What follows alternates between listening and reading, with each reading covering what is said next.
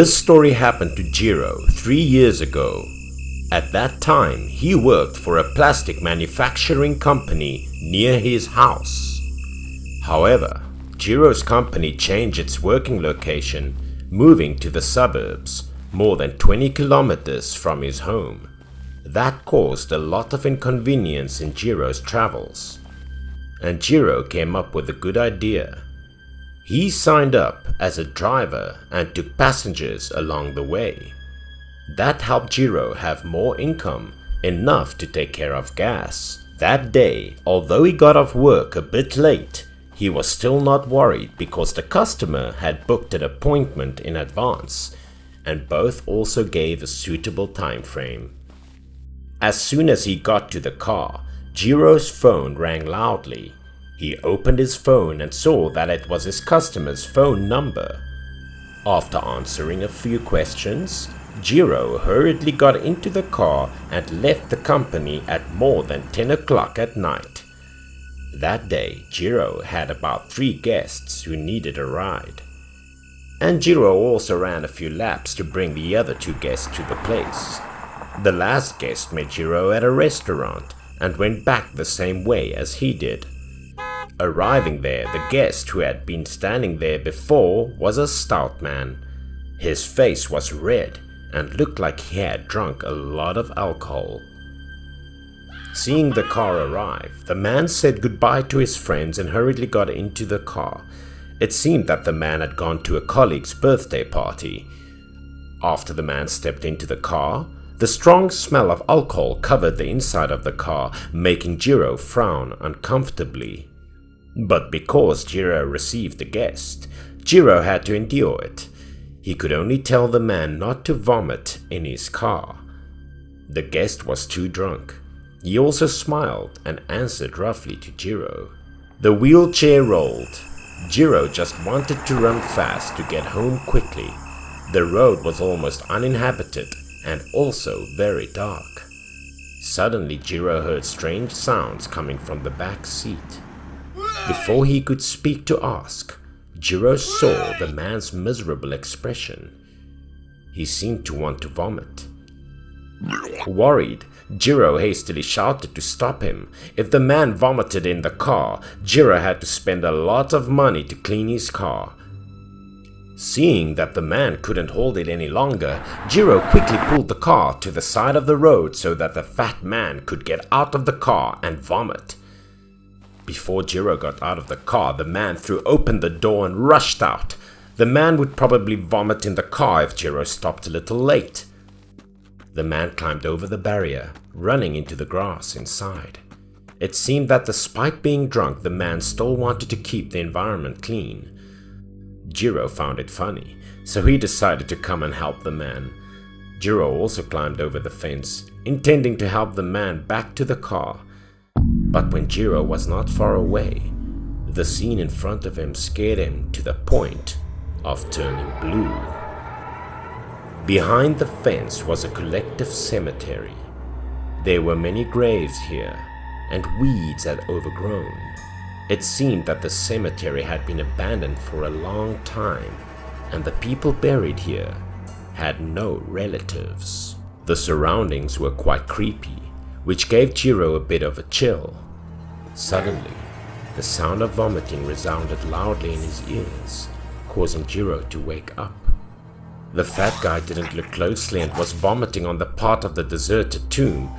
That tomb had some inscriptions on the headstone, but it was all blurred with time and nothing could be seen. After vomiting, the man's expression also improved, but Jiro was extremely worried.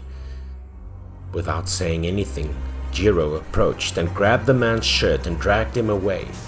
Because of standing here unable to say anything, Jiro intended to get in the car and make it clear to the man.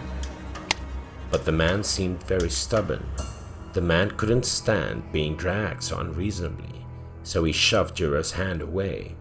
Seeing the man like this, Jiro didn't dare to say much, only told the man to take a closer look at the place where he had just vomited.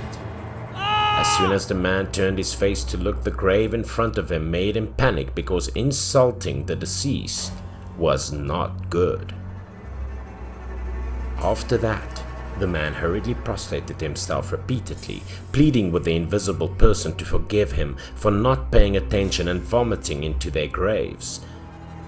After a while of bowing, the fat man hurriedly turned away with a worried expression that scared Jiro too. Jiro glanced at the grave one last time and then hurried after the man.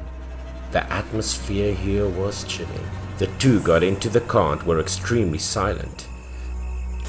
The road was quiet, without anyone, and it was more than half an hour before they would reach the city. The fog was suddenly thick, obstructing vision, so Jiro had to slow down to observe the road. But the strange thing was that the man sitting in the back was silent. He didn't make a sound. This thing worried Jiro, so he turned his eyes back to talk to the man. But bad things happened. The man suddenly trembled. Blood from his mouth drenched his chest. His eyes rolled back, looking very scary. Seeing that the situation was not good, Jiro quickly braked the car and ran to the back to check the situation. Jiro was afraid that the man was relapsing from a disease that Jiro didn't know about. Trying to scream, but the fat man couldn't answer. As soon as Jiro touched the man's flesh, Jiro felt extremely strange. The man's flesh was as flabby as if it was about to melt, and the sweat was also very sticky. Jiro looked closely. He saw that the man was covered with something very sticky. His body gave off a terrible stench. This thing made Jiro think of corpses because the man looked like a decomposing corpse. This man's face was purple, his eyes were rolling back, his veins were full of blood, and his mouth was still pouring out red blood, looking very scary. While thinking about it, the man suddenly jumped out of the car, pushing Jiro to the ground. Being defenseless, Jiro did not have time to resist and was immediately pushed to the ground, causing him pain. The man walked towards Jiro, his body suddenly becoming strangely twisted, like a zombie. Thinking the man would rush over and do something to Jiro, he covered his face with his hand. But the strange thing was that the man did not walk towards Jiro, but suddenly changed direction. The man turned and walked into the opposite direction, groaning incessantly. Everything was really scary and strange. In Jiro's mind, he thought if he should run away or not. But Jiro reminded himself that the man was a guest who booked this car. If something happened to the man and Jiro left, Jiro would inevitably be implicated. After thinking that, Jiro went to the car and took out some things. These were the anti-evil items that Jiro always carried with him when traveling long distances. Looking at the side of the road, he accidentally saw a peach tree. According to folklore, the devil was very afraid of peach wood. Thinking that Jiro immediately broke a small peach branch, hoping to help him. Jiro followed behind the other man, not knowing where he was going. Taking the opportunity that the man wasn't paying attention, he took out the exorcism trigram necklace he bought from his pocket. Jiro then rushed over and quickly put it around the fat man's neck, hoping to help him. Suddenly the man stopped, no longer walking. Jiro thought his method worked, but not. The man turned to look at Jiro, took off the rope around his neck, and became extremely angry.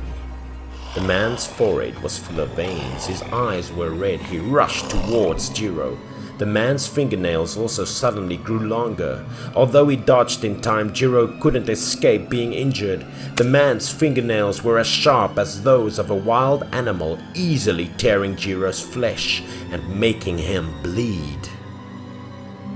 The current situation was extremely dangerous because this road had no one passing by.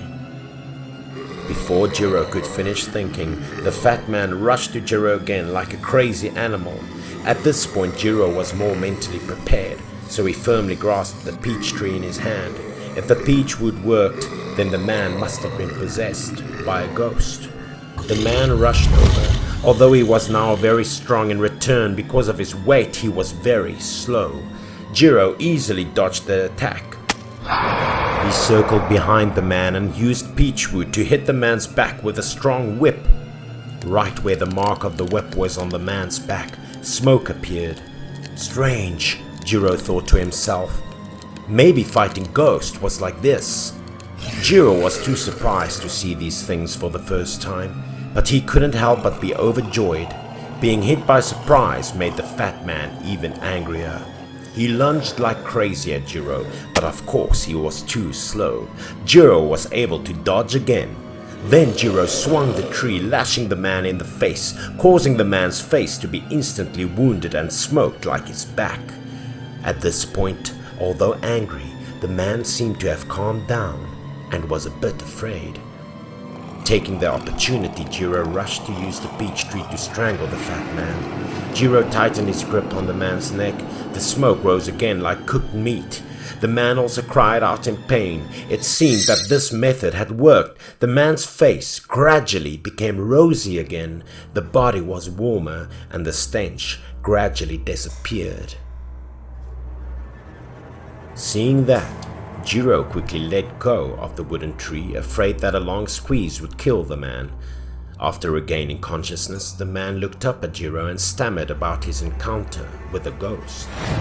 The man said that not long after the car drove, suddenly a woman appeared in the car sitting next to him. The girl's mouth kept muttering to the man to come back to her house.